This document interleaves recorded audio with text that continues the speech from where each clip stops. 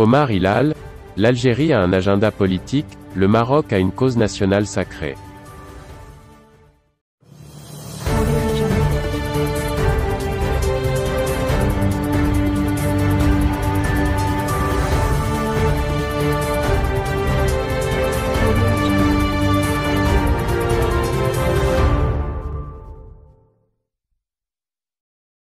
L'ambassadeur représentant permanent du Maroc auprès de l'ONU, Omar Hilal a affirmé, à New York, que l'Algérie a un agenda politique qu'elle utilise comme exutoire à ses problèmes, alors que le Maroc a une cause nationale sacrée qui soude un peuple et une monarchie de 5 siècles. Intervenant lors d'une conférence de presse tenue à l'issue de l'adoption par le Conseil de sécurité de la résolution 2602 prorogeant d'1 an le mandat de la MINURSO, Omar Hilal a également souligné que face à l'acharnement obsessionnel de l'Algérie, le royaume oppose la résilience, la sagesse et la retenue. Il s'agit d'un acharnement obsessionnel qui relève davantage de la psychiatrie que de la haute politique, a regretté le diplomate. L'ambassadeur a précisé, dans ce contexte, que l'Algérie instrumentalise le principe de l'autodétermination à des fins politiques, en pensant qu'elle a le monopole de l'utilisation de ce principe pour faire tout ce qu'elle veut. Il a ajouté, l'Algérie a fait captation de ce principe et s'est substituée aux Nations Unies. De l'autre côté, le Maroc défend son intégrité territoriale, un principe aussi vieux que les États du monde, a tenu à expliquer Omar Hilal, rappelant que le Maroc existe, en tant qu'État depuis 12 siècles.